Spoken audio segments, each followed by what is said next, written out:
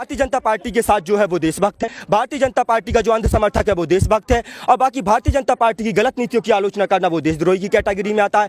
किसी को भी ये जो है दाढ़ी टोपी वाला होगा उसको ये पाकिस्तानी कह देंगे, पगड़ी वाले को ये खालिस्तानी कह देंगे, छात्र संगठन टुकड़े टुकड़े गैंग है, वामपंथी है, कांग्रेसी है, हिंदू विरोध करेगा वो देशद्रोही है। तो ये बताएं कि सिर्फ यही असली जो है देशभक्त हैं, यही जो असली देशभक्त हैं जिन्होंने 1942 के भारत छोड़ो आंदोलन में कभी तिरंगा नहीं उठाया, जिन्होंने हमेशा अंग्रेजों की मुखबरी की, अंग्रेजों के मुखबिर दलाल आज सबसे बड़े देशभक्त हैं। तो किसी ने कहा कि गॉड से वाले बांट रहे हैं सर्टिफिकेट गद्दारी का, और इंतजार बस करते रहिएगा अपनी अपनी बारी का, और कल तक जो अंग्रेजों के वादा माप गवाह रहे वो आज हमसे देशभक्ति की दलीलें चाह रहे। जिनको तिरंगे से नफरत है, अपना झंडा प्यारा है, और गांधी का कातिल गॉड से जिनकी आंखों का तारा है, और शर्मनाक इतिहास से जिनका अंग्रेजों से यारी का, वो आज हमको बांट रहे हैं सर्टिफिकेट गद्दारी का, वो आज हमको बांट रहे हैं सर्टिफिकेट गद्दारी का। और इन फिरका परस्तों से पूछो क्या सूरज अलग बनाओगे, और एक हवा में सांस है सबकी क्या हवा भी नहीं चलाओगे। और नस्लों का जो करे बंटवारा रहबर वो कौम का ढोंगी है, क्या खुदा ने मंदिर तोड़ा था या राम ने मस्जिद तोड़ी है।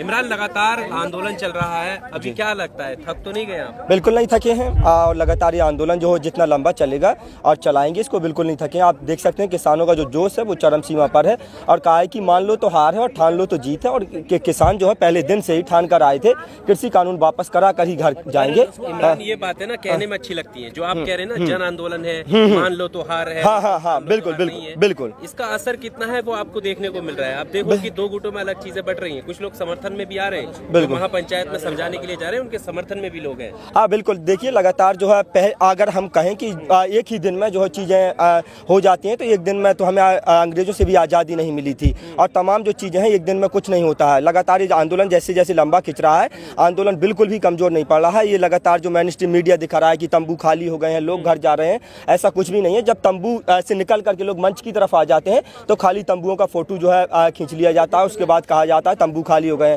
जब यहाँ से जो है तंबू चले जाते हैं तो मंच का खाली फोटो और जो है डाला जाता है, और कहा जाता है कि यहाँ से देखिए मंच से जो है भीड़ गायब हो गई है। भीड़ लगातार जितने लोग जा रहे हैं उतने लोग वापस आ रहे हैं।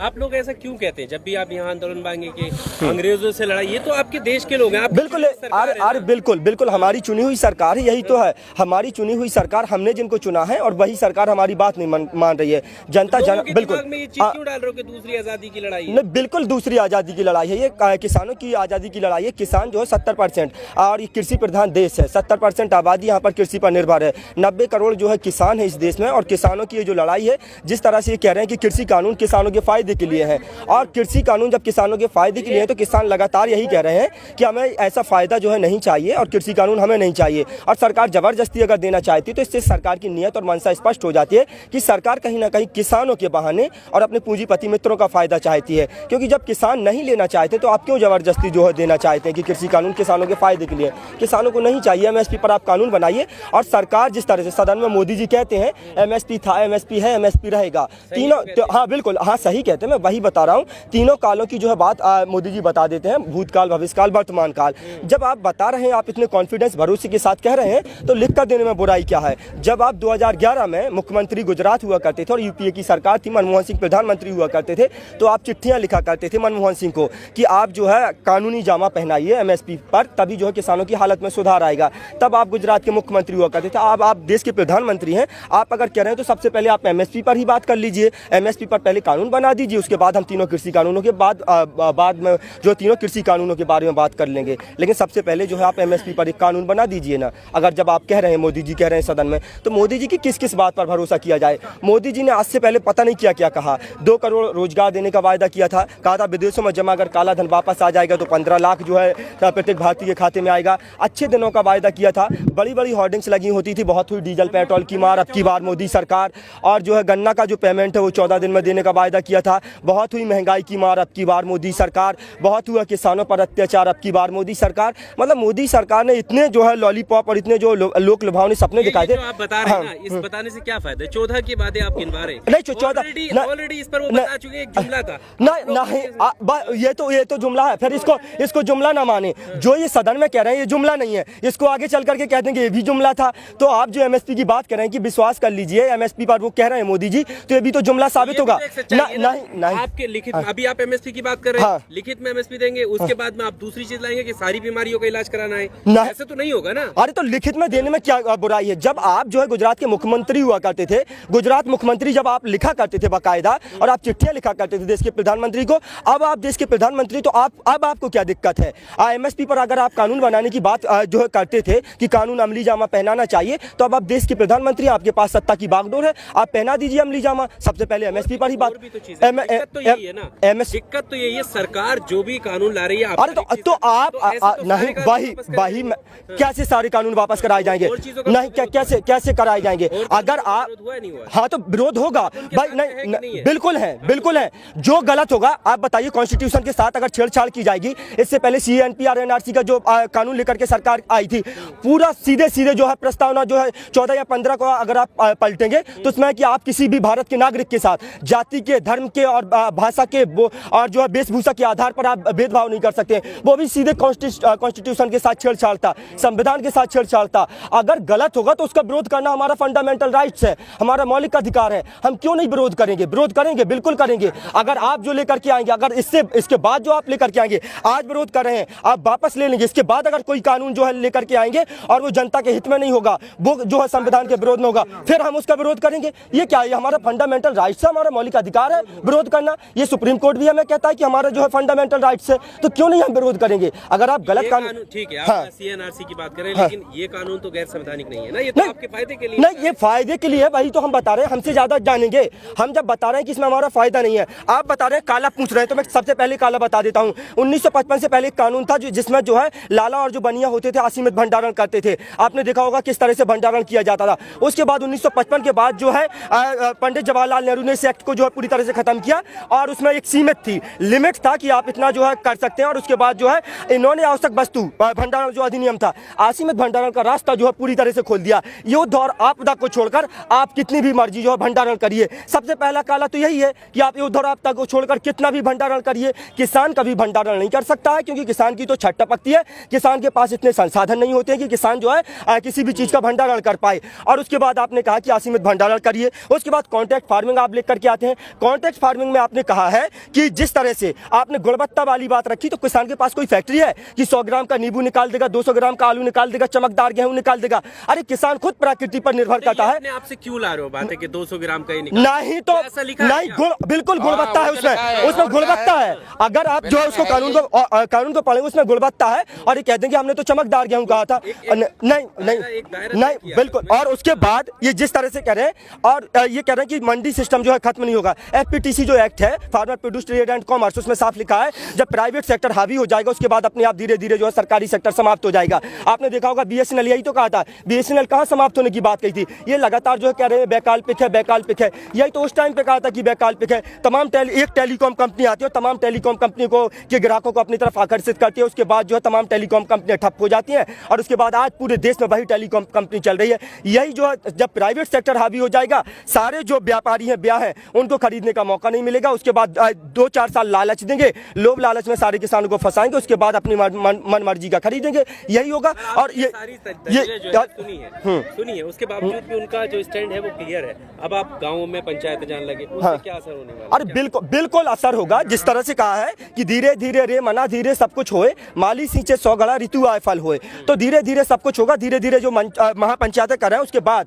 इनके जो है रिजल्ट आया। पंजाब का आपने रिजल्ट देखा होगा, पंजाब की नगर निकाय के, हालांकि छोटा चुनाव था, छोटे चुनाव के जो नतीजे हैं वो मिजोरम और जो है पंजाब के नगर निकाय के जो नतीजे आते हैं। अरे गुजरात के नतीजे अभी देखिए आप, गुजरात के नतीजे आएंगे तो कहा जितनी बची है अकड़ उसे भी तोड़ेंगे, कतरा कतरा तेरी अकड़ निचोड़ेंगे। किसान मजदूर अब एक राह पर आया है, यूपी और बंगाल हरा कर छोड़ेंगे। तो अभी जो है शुरुआत हो चुकी है, जिसकी शुरुआत पंजाब और मिजोरम से हुई है। अब ये जो है पूरे देश में आपके जो रिजल्ट आएंगे वो आपके अनुकूल नहीं आएंगे, ये आप सोच लीजिए। मंथली टेस्ट था आपका, मंथली टेस्ट में पूरी तरह से खाता तक नहीं खोल पाई है भारतीय जनता पार्टी। क्या आप गिनवा रहे थे, सारी खापा आपके साथ है, आप भी बढ़ती हुई नजर आ रही हैं। अरे बहुत लोग हमारे साथ है, बहुत किसान हमारे साथ है। हो सकता है कुछ भारतीय जनता पार्टी, ऐसा नहीं है कि सब लोग हमारे साथ आ जाएंगे। हो सकता है जो अंध समर्थक है वो भारतीय जनता पार्टी के साथ आज भी है। वो 200 रुपए का जो किलो गेहूं और आटा खरीदने के लिए वो तैयार है। देश हित में 100 रुपए पेट्रोल खरीदने के लिए वो लोग तैयार है। तो ऐसा होता है, ऐसे अंध समर्थक बहुत लोग हैं जो इनके ऊपर अभी भी जो है चश्मा चढ़ा है, नारंगी चश्मा जिनकी आंखों पर चढ़ा है। वो लोग लगातार जो है ये कह रहे हैं, और वो 200 रुपए किलो आटा खरीदने खरीदने के लिए तैयार है, लेकिन जब वो खरीदेंगे तब उन्हें जाकर के पता चलेगा कि 200 रुपये किलो आटा जो खरीदने की बात कर रहे थे, आखिरकार वो सिर्फ कहते हैं, कहने में अच्छा लगता है लेकिन खरीद नहीं पाएंगे। वो लगातार देश हित में और तमाम हित में बता रहे हैं और तमाम उदाहरण भी दे रहे हैं कि सीरिया में देखिए वहाँ पर तो 200 रुपये पेट्रोल, वहाँ पर जो तो नहीं खरीदने वाले लोग नहीं बचे हैं। वो तमाम देश हित की बातें और तमाम जो बातें कर रहे हैं वो पूरी तरह से ये झूठ है और जुमलेबाजी है, ये लोग कुछ नहीं कर पाएंगे। और मैं तो कहता हूँ अगर ये देश हित में खरीद सकते हैं तो उनकी लिस्ट अलग बनाई जाए, सरकार उनकी लिस्ट अलग बना ले। वो देश हित में हम कह रहे 200 रुपये पेट्रोल खरीदें, लेकिन हमारी लिस्ट अलग बनाई जाए। हम आम आदमी हैं और हमें जो है 50-55 रुपये और जो है 30-35 रुपये जो बाबा रामदेव कहते थे उसी रेट पे हमें पेट्रोल मुहैया कराया जाए, डीजल मुहैया कराया जाए और जो है गैस LPG जो गैस है वो मुहैया कराई जाए। आप बताइए 400 रुपये का LPG का सिलेंडर कांग्रेस की सरकार में डाइन हुआ करता था और जो है 50-55 रुपये का डीजल पेट्रोल डाइन हुआ करता था। एक गाना बहुत चलता था कि सखी सैया तो खूब ही कमात है, महंगाई डाइन जान खाए जाते हैं। ये तमाम तरह के स्लोगन चलते थे, बड़े बड़े होर्डिंग्स पोस्टर इनकी तरफ से ही लगाए जाते थे, बहुत हुई डीजल पेट्रोल की मार, अब की बार मोदी सरकार। अब ये कह रहे हैं कि देश हित में जो खर्च किया जा रहा है उसका पैसा, एक्साइज ड्यूटी आप देखिए केंद्र सरकार की जो टैक्स है वो 32 रुपये 33 पैसे, उसके बाद राज्य सरकार का आप टैक्स देखिए 22 रुपये, उसके बाद डीलर का जो टैक्स है। अब बताइए जो मूल कीमत है वो कितनी है? हमसे सस्ता तो पाकिस्तान दे रहा है 51 रुपये लीटर पेट्रोल और कह रहे हैं वो भूखों मार रहा है और ये मार रहा है, वो मार रहा है और वो गधे बेच के कर्ज चुका रहा है, फिर भी वो दे रहा है हमसे सस्ता। बांग्लादेश हमसे सस्ता, नेपाल हमसे खरीद के हमसे सस्ता दे रहा है। जो हमारे जो सीमावर्ती इलाके हैं वो जाकर के नेपाल से पेट्रोल भरा रहे हैं। तो बताइए जो देश हमसे खरीद करी हमसे सस्ता दे रहे हैं, लेकिन हमारा एक ऐसा देश है वो देश हित में इतना पैसा खर्च कर रहा है कि हम पैसा खर्च कर रहे हैं तो ये विकास में खर्च कर रहे हैं। तो कांग्रेस पार्टी क्या विनाश में खर्च कर रही थी? यूपी की सरकार जो अगर डीजल पेट्रोल के दाम बढ़ाती थी तो वो क्या विनाश में खर्च करती थी? तो पूरी तरह से जिस तरह से ये लोग लगातार प्रमाण पत्र बांट रहे हैं, ये प्रमाण पत्र बांटने का ये पैमाना बताएं किस आधार पर ये तय करते हैं। भारतीय जनता पार्टी के साथ जो है वो देशभक्त है, भारतीय जनता पार्टी का जो अंध समर्थक है वो देशभक्त है और बाकी भारतीय जनता पार्टी की गलत नीतियों की आलोचना करना वो देशद्रोही की कैटेगरी में आता है। किसी को भी ये जो है दाढ़ी टोपी वाला होगा उसको ये पाकिस्तानी कह देंगे, पगड़ी वाले को ये खालिस्तानी कह देंगे, छात्र संगठन टुकड़े टुकड़े गैंग है, वामपंथी है, कांग्रेसी है, हिंदू विरोध करेगा वो देशद्रोही है। तो ये बताएं कि सिर्फ यही असली जो है देशभक्त हैं, यही जो असली देशभक्त हैं जिन्होंने 1942 के भारत छोड़ो आंदोलन में कभी तिरंगा नहीं उठाया, जिन्होंने हमेशा अंग्रेजों की मुखबरी की, अंग्रेजों के मुखबिर दलाल आज सबसे बड़े देशभक्त हैं। तो किसी ने कहा कि गॉड से वाले बांट रहे हैं सर्टिफिकेट गद्दारी का और इंतजार बस करते रहिएगा अपनी अपनी बारी का, और कल तक जो अंग्रेजों के वादा माप गवाह रहे वो आज हमसे देशभक्ति की दलीलें चाह रहे। जिनको तिरंगे से नफरत है, अपना झंडा प्यारा है और गांधी का कातिल गॉड से जिनकी आंखों का तारा है और शर्मनाक इतिहास से जिनका अंग्रेजों से यारी का, वो आज हमको बांट रहे हैं सर्टिफिकेट गद्दारी का, वो आज हमको बांट रहे हैं सर्टिफिकेट गद्दारी का। और जिस तरह से लगातार जो है बांटने की कोशिश कर रहे हैं, तो मैं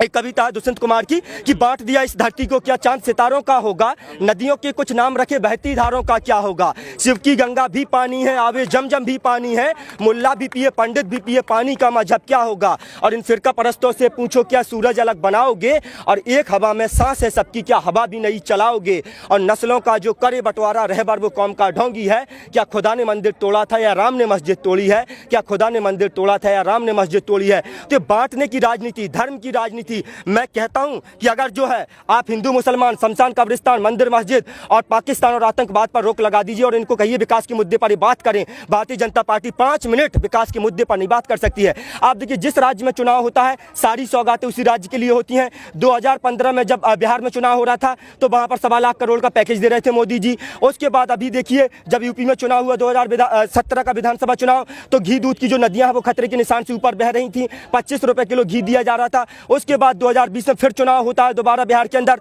तो कोरोना की जो फ्री वैक्सीन है वो सबसे पहले बिहार वालों को लगाई जा रही थी कि आपको बचाएंगे सबसे पहले, क्योंकि चुनाव आपके यहाँ है, वोट भी आपसे चाहिए, सरकार भी बनानी है, तो सबसे पहले कोरोना की वैक्सीन आपको लगाएंगे। जैसे ही चुनाव खत्म, कोरोना की वैक्सीन खत्म, अब वो जो ट्रक था, लोड था, वो ट्रक वो बंगाल सीधे पहुंच गया है। आपने बंगाल लेकर के चले गए उस ट्रक को। तो लगातार सारी सौगातें जहां चुनाव होता है उसी राज्य के लिए। आप देखिए बंगाल में जो है सारी सौगातें हैं, वहां सोने का बना रहे हैं, बंगाल पूरा देश सोने का बना दिया। आप कह रहे हैं कि सारे देश के किसानों का भला कर दिया। किसान यहाँ जो है पिछले 88-90 दिन से बैठे हैं, इन किसानों का, इनको छोड़ करके बंगाल जा रहे हैं, कह रहे हैं ममता दीदी ने भला नहीं किया है, किसानों का शोषण किया है, हम किसानों का जो है उपकार करेंगे किसानों का। तो लगातार ये अच्छे दिनों का जो है वादा किया जा रहा था 15 लाख का, तो कहा कि पुराने हाल से बदतर सभी का हाल कर डाला, कभी कश्मीर कर डाला, कभी भोपाल कर डाला। वादा था मोदी जी का कि हर खाते में 15 लाख आएंगे, हम ही से हमारा सब कुछ छीन लिया, हर शख्स को कंगाल कर डाला। और कहा है कि मोहब्बत भाईचारे के दीवाने पुराने दिन ही लौटा दो, वो सस्ती दाल सब्जी के सुहाने दिन ही लौटा दो। मोदी जी अगर ये अच्छे दिन हैं तो अंबानी अडानी को मुबारक हो। मोदी जी अगर ये अच्छे दिन हैं तो अंबानी अडानी को मुबारक हो। ऐसा करो मोदी जी, हमारे पुराने दिन ही लौटा दो। ऐसा करो मोदी जी, हमारे पुराने दिन ही लौटा दो। और अंत में कहना चाहूँगा कि मोदी जी जिस तरह से जो है कहते थे, मोदी जी कहते थे कि बहुत हुआ किसानों पर अत्याचार, अब की बार मोदी सरकार। तो मैं सभी किसानों की तरफ से कहना चाहता हूँ, मोदी जी बहुत हुआ किसानों पर उपकार, अब नहीं चाहिए मोदी सरकार, अब नहीं चाहिए मोदी सरकार। जय हिंद।